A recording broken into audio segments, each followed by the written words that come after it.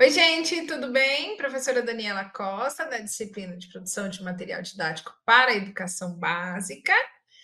Nós estamos chegando ao final da nossa disciplina, né? Então, essa é a última aula, a realização da ação extensionista, o relato de experiência. Como eu tinha falado para vocês nos outros módulos, é interessante também assistir essa aula que eu estou explicando o formulário de relatório, né? E você já tem o template lá também autoexplicativo. Mas aqui eu vou mostrar o passo a passo para a gente fechar a disciplina, porque esse relatório, na verdade, é isso, né? O encerramento, o fechamento da disciplina, né? E aí apresento também a ação de extensão que vocês vão realizar. Então, o que, que já ajuda bastante? Já ajuda bastante vocês terem um título da ação. Isso é, vocês já têm um norte para ser seguido.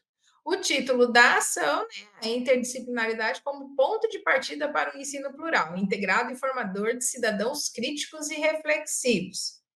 Então, a gente falou lá no módulo 1 sobre interdisciplinaridade, a gente falou sobre currículo e ideologia, no módulo 2, a gente falou sobre a elaboração de materiais, os tipos de materiais, os procedimentos para a elaboração de materiais, né? Então, o que eu preciso considerar no planejamento, na execução, que tipo de materiais eu posso produzir, né? Porque lembrando, o objetivo, a gente até vai ver aqui já no próximo slide, vou até passar, é uma ação de extensão voltada para a educação básica em todos os níveis. Então, por que a gente vai pensar? Porque eu tenho alunos que são da pedagogia, então vão trabalhar com educação infantil e os primeiros anos do fundamental. Eu tenho alunos aí das ciências biológicas, da história, de letras, então, ou outros alunos, geografia, outros cursos. Então, vão trabalhar com Fundamental 2, né? E ensino médio. Então, quando a gente está falando de educação básica, a gente está falando de educação infantil, ensino fundamental 1, ensino fundamental 2 e ensino médio. Então, essas atividades vão ser desenvolvidas por vocês nas escolas no âmbito dessa disciplina. Então, ela é uma disciplina extensionista, né? Vocês vão produzir um material didático ou paradidático como projeto de extensão, né? Então, cada um de vocês vai direcionar a abordagem de acordo com o público atendido. Então, as licenciaturas em geral, voltadas a todas as etapas da educação básica, da educação infantil ao ensino médio. Então, o que eu tenho, o que vocês deverão ter feito, já que a gente está falando em relatório? Pensar na interdisciplinaridade, isso é, pensar em alguns exemplos, nós vimos algum na unidade 2 do módulo 1, alguns que falavam sobre essa interdisciplinaridade, como é que isso aconteceu. Pensar nesse projeto, foi o que vocês fizeram, né, durante essa disciplina, para aplicar de acordo com o público atendido, no que diz respeito à etapa, à escola, né, o público que a escola atende, as disciplinas dos cursos de vocês, né? Por quê? Porque o objetivo geral é produzir, então, e desenvolver propostas de materiais didáticos e paradidáticos destinados a crianças e adolescentes, considerando suas especificidades etárias, culturais e regionais. Esses materiais devem favorecer o processo de ensino e aprendizagem ao mesmo tempo em que reflitam a diversidade presente na comunidade escolar.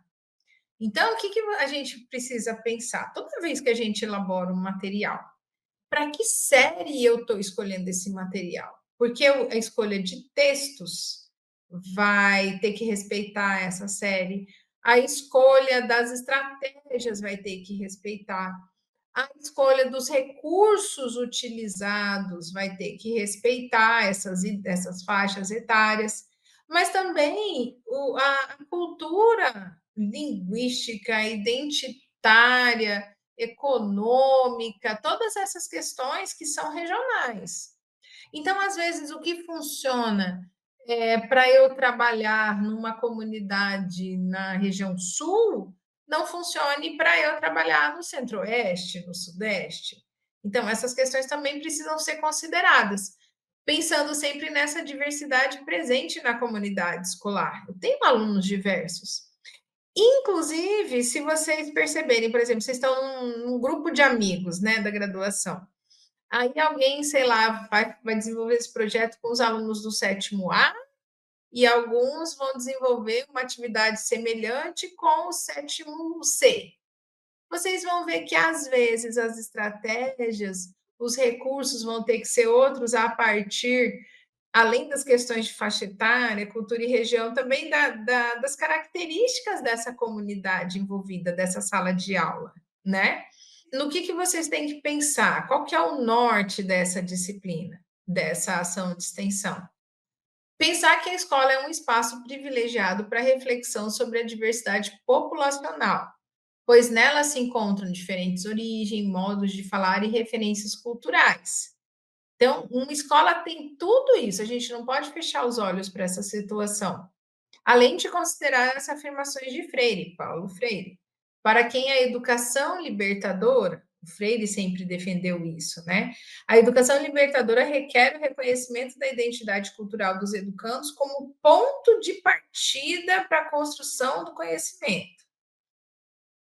Então, é nisso que a gente precisa pensar. O reconhecimento da identidade cultural como ponto de partida. Isso é, eu não consigo preparar uma atividade que seja interessante, que seja produtiva, que traga a adesão dos alunos, se eu não reconhecer essa identidade cultural deles. Trazer alguma coisa que lhes diga algo sobre a realidade de fato, né? Isso é essa identidade cultural, né? Qual que é a ideia? É fazer com que essa ação de extensão permita a vocês vivenciarem a elaboração e a aplicação de materiais didáticos de forma interdisciplinar. Lembrando, relacionando de forma muito íntima as disciplinas, não necessariamente apenas aquelas disciplinas afins, que já têm uma ligação muito clara, né, muito objetiva, mas várias outras. Então, relacionando a sua área de conhecimento com outras áreas de saber. Lembra que assim a gente vai estar, na verdade, trabalhando contra aquela fragmentação de que falamos lá no módulo 1, né? Porque possibilitará também a você, aos estudantes com quem vocês vão trabalhar, o acesso a propostas pedagógicas inovadoras, que ampliem a compreensão de mundo e fortaleçam a sua inserção social. É isso que a gente costuma ver quando a gente trabalha com estágio, por exemplo. Vocês estão com a cabecinha fresquinha de teorias novas, do que está funcionando, do que está sendo produto de pesquisas, né? Então, podem e devem elaborar propostas pedagógicas inovadoras. Né? A gente falou sobre isso durante a disciplina.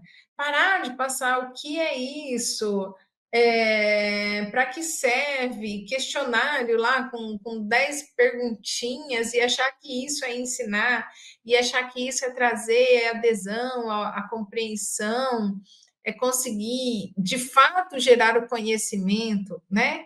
Que seja que possibilite a inserção desses sujeitos na comunidade em que estão, na sociedade em que se encontram, né? Então, fortalecendo essa inserção social a partir dessas práticas inovadoras, né? Então, dessa maneira, essa proposta, né, que vocês terão desenvolvido ao chegar aqui, é trabalhar a interdisciplinaridade na elaboração de uma ação de extensão que considere a área de conhecimento do curso. Por quê? Porque aqui eu estou falando com vários cursos, né? Então, vamos pensar na sua área de conhecimento, do seu curso, sem de maneira nenhuma excluir a necessidade de inter-relação entre as áreas do saber que constituem o conhecimento necessário para os alunos interagirem e integrarem de fato a sociedade em que vivem. Então, de novo, a gente está falando isso. Não percam de vista a área de conhecimento do seu curso. Então, história, geografia, ciências biológicas, matemática, letras, pensa nisso. Mas não pense só nisso. Integre esses conhecimentos, essas outras áreas, pensem no que pode ser feito de diferente, de maneira que vocês consigam, de fato, promover essa interdisciplinaridade, né? Pensando nesse projeto interdisciplinar, qual que é o objetivo geral? Então, o objetivo também já foi desenhado, né? O objetivo geral é a gente elaborar materiais didáticos e paradidáticos para crianças e adolescentes. Por quê? Porque é o público atendido por essas faixas com que a gente está trabalhando. Então, a gente está trabalhando com educação infantil, ensino fundamental 1, ensino fundamental 2 e ensino médio. Então, a gente vai estar trabalhando com crianças e adolescentes, possibilitando a reflexão sobre a prática educativa como instrumento de valorização da diversidade social, linguística e identitária. Então, trabalhar esse conhecimento, esses conteúdos, a partir de estratégias, a partir do uso de recursos que levem a reflexão para essa prática educativa como instrumento de valorização. Será que isso vai favorecer a valorização da diversidade social, linguística e identitária do meu público-alvo? Ah, então eu estou no caminho certo. Não, eu quero fazer um projeto, eu quero só me livrar dessa disciplina, desses créditos, e aí eu vou fazer uma prática de qualquer jeito, né? É preciso pensar não só na aprovação da disciplina, mas nessa função de fato cidadã e social do professor, especialmente aquele na educação básica, né? Além disso, precisar também pensar também como diferentes saberes se articulam para a formação de cidadãos críticos e reflexivos. Então, a gente vê como que a gente unir novos saberes, temas diferentes, áreas do conhecimento diferentes, elas são diferentes, mas não são desarticuladas, não são separadas, elas se articulam para a formação de cidadãos críticos e reflexivos. O que é um cidadão crítico e reflexivo? O cidadão crítico é necessariamente aquele que fala mal de tudo? Não, é aquele que tem criticidade, isso é, que sabe enxergar as situações, que saiba avaliar as situações, sabe assim, não é aquele que recebe tudo e está tudo certo. Então, vamos avaliar isso? Será que é essa, em relação às fake news, né? Será que se eu tivesse cidadãos críticos, a gente teria tanta gente caindo em fake news? Em discursos vazios, levados pela emoção, sem um conteúdo mesmo expressivo, pautado em noções científicas, em conhecimento construído pelo homem no decorrer dos séculos. Então, pensar sobre tudo isso é ser um cidadão crítico e reflexivo no sentido de pensar a respeito das coisas, não só receber passivamente informações ou como se faz, ou sempre foi assim, vai continuar sendo assim. É claro que a gente vai pensar também que se tudo isso der muito certo, isso é a gente formar cidadãos críticos e reflexivos, esses mesmos cidadãos vão nos cobrar mais. Isso, sem dúvida nenhuma, vai favorecer o processo de ensino e aprendizagem e até mesmo aprimorar a prática docente, tanto no que diz respeito àquela competência disciplinar de que a gente tratou antes, isso é, a gente ter que estudar mesmo sobre o conteúdo a ser ensinado, conhecer mesmo esses materiais, estudar antes de entrar em sala de aula, bem como a habilidade didática. Por quê? Porque os alunos vão começar a perceber o que funciona, o que não funciona. Você vai ver que determinadas estratégias já não estão mais funcionando, porque o grau de letramento desses estudantes já vai ter sido aprimorado a partir de boas práticas para conseguir trabalhar no desenvolvimento dessa formação de cidadãos críticos e reflexivos, né? Então, o que, que você tem? Lembra lá, então, objetivo geral: elaborar materiais didáticos e paradidáticos para crianças e adolescentes. Objetivos específicos. A gente vai ter aí alguns objetivos específicos que vão trabalhar, a gente vai ter quatro, né? Que vão Os objetivos específicos, eles são aqueles que têm que ser atingidos para você atingir o seu objetivo geral. Então, para eu conseguir elaborar aquele material didático e paradidático, o que eu preciso, o que eu vou precisar ter feito? Planejar, produzir e aplicar materiais didáticos e paradidáticos. Então, não é só planejar, tem que produzir também. Então, se eu estou falando que eu vou fazer tal coisa, eu vou fazer tal coisa.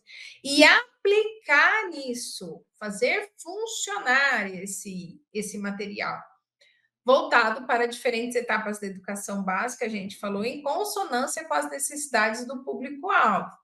Essa consonância aí é do que a gente já tinha falado, consonância com as necessidades do público-alvo, é pensar na diversidade social, linguística e identitária, pensar na comunidade em que se inserem esses estudantes, pensar nas situações comunicativas, nas faixas etárias, né?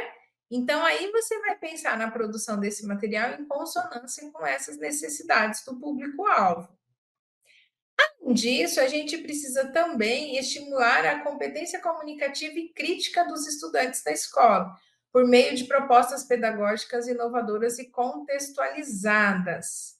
Então, a gente já falou sobre isso, essa prática inovadora, trazer uma coisa diferente. Precisam planejar um novo material, produzir um novo material, mas contextualizado com a realidade desses alunos, estimulando essa competência comunicativa. O que é a competência comunicativa? É aprimorar a leitura e a interpretação desses estudantes a partir de textos reais. É o menino saber se portar e aplicar conhecimentos de acordo com as situações comunicativas em que ele se envolve. A gerar a criação de gêneros diferentes. A gente não viu vários textos na unidade 2 do módulo 1. Isso é, vou produzir, o que vai ser de produção aí, de pós-produção? Vai ser um relatório? Vai ser um cartaz? Vai ser uma propaganda? Vai ser um mural? Tudo isso tem as suas especificidades no que diz respeito aos gêneros. E se é um cartaz, eu vou ter que ter uma função mais apelativa, uma forma de chamar as pessoas. Se é um relatório, eu vou ter que trazer muito mais dados e informações, né?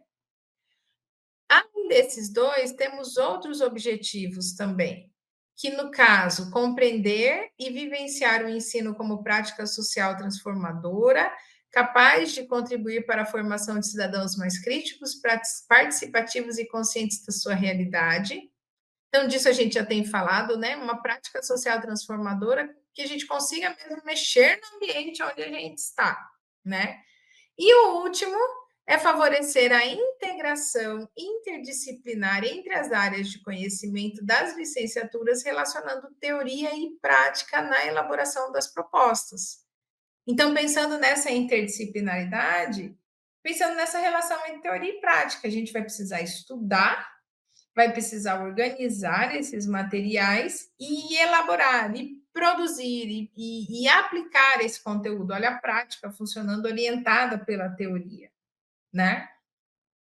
Aí vocês têm também no relatório que vocês tinham lá, metodologia no plano de ação, da ação de extensão, e a gente acabou preenchendo essa metodologia, vocês vão ver, com uma sugestão. Não o que vocês vão fazer, mas mostrar como se preencher esse campo da metodologia. Então, você tem, por exemplo, habilidade do currículo de referência, Base Nacional Comum Curricular. Que atividade? Olha lá, ensino fundamental, né? 1LP19. Identificar personagens e cenários de histórias lidas ou escutadas. Mas também você tem a habilidade 17, reconhecer e produzir em reconto a sequência dos acontecimentos das histórias lidas ou escutadas. Então, o que você tem aqui? Você tem duas habilidades, porque você, às vezes, com um objetivo da atividade, com desenvolvimento de apenas uma unidade, você lida com mais de uma habilidade e unidade de conhecimento, né? É o que aconteceu aqui, por exemplo. Então, qual que é o objetivo da atividade dessa daqui? Produzir um material didático ilustrado, nesse caso, um cartaz interativo. Estão vendo que o objetivo está bem explicado? que auxilia os estudantes a identificar personagens e cenários de história trabalhada, além de reconhecer a sequência de acontecimentos narrados. Então, olha só, está falando que é a produção de material, mas para ele produzir esse material, ele tem que mostrar que ele entendeu, identificou esses personagens, que no caso é essa habilidade aqui. Então, a descrição da atividade. Exatamente o passo a passo realizado. O que você fez passo por passo. Nesse caso aqui, elaboração de um cartaz ilustrado. Olha lá, não está falando produzir um cartaz para identificar personagens? Com bolsos de papel nos quais serão colocadas imagens e palavras-chave da história escolhida. Então, como que eu vou preparar esse ambiente? O que eu vou fazer? Durante a atividade em sala, vai entregar o cartaz às crianças e pedir que retirem as figuras, organizando-as em ordem do acontecimento. Não leu uma história ou escutou uma história? Vai separar esses personagens na ordem que eles apareceram, por exemplo, na história, né? Em seguida, conduzir um movimento de reconto coletivo no qual os alunos reconstruirão a narrativa com base nas imagens. Ao final, vai haver um cartaz exposto na sala para ser utilizado como recurso didático pela turma. Então, olha que interessante. Escutou nesse caso, né? Nesse caso da história. Estudou a história, escutou, leu a história, aí vai produzir um cartaz. Como é que vai produzir um cartaz? Vão ser apresentadas imagens separadas, né? E aí eu vou conseguir pegar essas imagens, organizar e depois fazer o reconto. Essa descrição da atividade, então, ela tem que me levar a compreender exatamente o que você fez, para eu conseguir entender se a atividade que você desenvolveu, ela é passível de atingir o objetivo que você desenhou e chegar às habilidades que você descreveu lá no início. Então, que materiais que você vai usar para desenvolver essa atividade? Olha lá, cartolina, envelopes ou bolsos de papel, imagens impressas ou desenhadas, canetinha, cola e fita adesiva. Tudo que você utilizou. Às vezes você pensou em utilizar menos coisa e utilizou mais. Às vezes você pensou em utilizar uns materiais, não tinha à disposição, utilizou outros. É isso que você vai colocar aqui no relatório. E aí, o tempo de realização, essa atividade aqui, quanto tempo você gastou para realizá-la? Então, ó, 2 horas. 1 hora para produção de material, mais 1 hora para aplicação em sala. Aqui eu estou falando do relatório, mas a redação do template lá da ação de extensão, do plano de ação de extensão, é o mesmo. Você vai ter que descrever a atividade que você vai realizar e o tempo que você vai gastar. Porque, por exemplo, o professor vai te dar, sei lá, 3 tempos da disciplina durante a semana. E aí você vai ter que elaborar tudo isso. Quanto mais você descrever a sua atividade no plano, mais você vai conseguir desenvolvê-la quando você for produzir a ação de extensão. É essa a ideia. Aí, o que mais a gente tem aqui no formulário lá? O link do planejamento da ação de extensão. Por quê? Porque eu estou falando aqui do relatório, né? Só que vocês tinham uma ação de extensão, então tem que colocar o link para a gente conseguir ver, será que o planejamento funcionou? O que será que mudou? Porque aí o relatório de vocês tem uma outra parte que a gente vai ver, olha lá, no 5, exatamente isso, o que precisou mudar, o que não mudou, o que funcionou, o que não funcionou, todas essas questões. Então, olha lá, na 5, evidências das atividades desenvolvidas. Evidências. Vocês têm que deixar claro que vocês, de fato, produziram esse material. Como que vocês vão fazer isso? Relatando cada uma das atividades envolvidas, trazendo evidências por meio de fotos ou outros registros. Pediram para elaborar cartazes? Tira foto dos cartazes. Pediram para elaborar um texto? Traz alguns textos desse, né? Então, trazer essas evidências, mas também relacionar essas atividades com o referencial teórico que embasou o planejamento da ação de extensão e as disciplinas da graduação, registrando reflexões possíveis a partir das atividades envolvidas na ação. Isso é produzir o material. Isso daqui deu certo, isso aqui não deu certo, isso aqui eu precisei mudar, isso aqui deu tudo certo, não precisou mudar. Relacionar essas atividades com o referencial teórico. o que vocês estudaram aqui na disciplina, o que vocês estudaram nas demais disciplinas. Então, dentro da teoria, o que dá para usar? Ah, eu acho que naquele texto que eu li, sei lá, da Tibô e Páscoa, estava falando sobre isso. Então, isso daí já é um relacionamento com o referencial teórico e o planejamento da ação. E fazendo reflexões possíveis. Olha, talvez se eu tivesse conseguido aplicar mais, ou de fato, ideologias perpassam o currículo, como a gente viu, né, na unidade 1, olha só, né? Tudo isso vocês podem relacionar para a gente conseguir perceber que, de fato, essa ação de extensão conseguiu atingir o objetivo dela, que é fazer a relação entre teoria e prática a partir da interdisciplinaridade, né? E aí, além disso, quais outras as reflexões? Retomar os objetivos da ação de extensão e escrever os resultados alcançados com o desenvolvimento das atividades.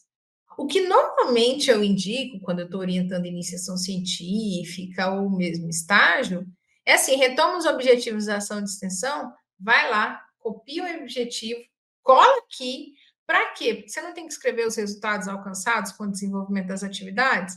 Então, meus objetivos específicos eram esse, esse, esse. Esse daqui eu cumpri em que medida? Quais foram os resultados é, mais consideráveis, assim, que mais se destacaram, né? E aí você vai respondendo objetivo por objetivo. E aí apresentar reflexões sobre as aprendizagens construídas com o desenvolvimento dessa ação de extensão e sua relação com a futura atuação profissional. Consegui, fiz a relação entre teoria e prática, repensei sobre os meus objetivos, né? O que eu consegui, o que eu não consegui, por que, que eu acho que eu consegui, por que eu acho que não consegui, né? E isso tudo, né? O que moveu dentro de mim em relação às minhas compreensões de conteúdo, de rotina de sala de aula, de licenciatura, né? Do ensino, da função de ser professor, como é que isso impactou, né, na minha formação docente, que daqui a pouco vai se refletir em prática docente, né? Isso tudo dentro dessas reflexões. Aí, pensando como que você vai pensar? Importância da prática pedagógica para a aprendizagem da docência, olha só como já tem o norte. Então, retoma as atividades realizadas no curso desde o início até o momento. O que tudo isso ensinou para a gente?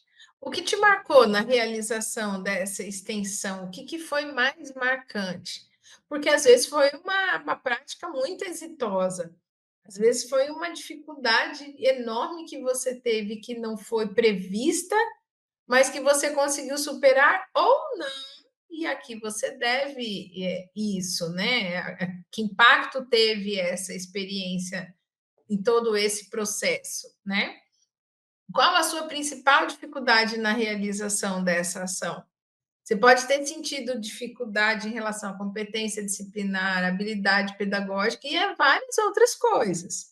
Mesmo porque a gente precisa lembrar que você ainda está em formação. Então, uma ação dessa durante a graduação é extremamente importante, porque ela vai mostrar na prática como funciona a produção e elaboração de materiais didáticos e vai também levá-los à prática para ver como é que eu estou nessa prática, né? Aí as referências, que vocês têm um espaço de referências lá também, né? Então, vocês vão citar as referências de acordo com a norma ABNT. Então, aqui tem um exemplo, estão vendo? Ó, então, aqui é capítulo de livro, deixa eu ver. Aqui é um livro, né? Livro online, é um e-book. Então, olha lá, os autores estão com caixa alta, o sobrenome, os seus nomes. Vocês podem colocar os nomes ou as abreviaturas. A BNT prevê os dois. Agora, se vocês colocarem o nome numa referência, coloquem todas. Se colocar só a inicial, coloquem todas. Aí você uniformiza. O destaque é para o título da obra, não para o subtítulo. Então, estão vendo aí, ó? Alfabetização midiática e informacional. Esse é o título. O subtítulo que vem depois dos dois pontos, tá vendo que não está com destaque? E o destaque utilizado na BNT é o negrito, tá? Quando vocês, por exemplo, estiverem usando capítulo de livro, aí vocês só vão destacar o nome do livro, não o nome do capítulo. Mas isso na BNT está bem explicadinho. E se vocês jogarem aí no Google, né, NBR 6023, ela aparece para vocês com as 70 e tantas páginas dela, tá? Aí, no caso, local, editora, se é um e-book, você tem que pôr o link de acesso desse e-book e a data de acesso. A data é o dia, o mês com 3 letras, a exceção de maio, que a gente escreve inteiro, e o ano.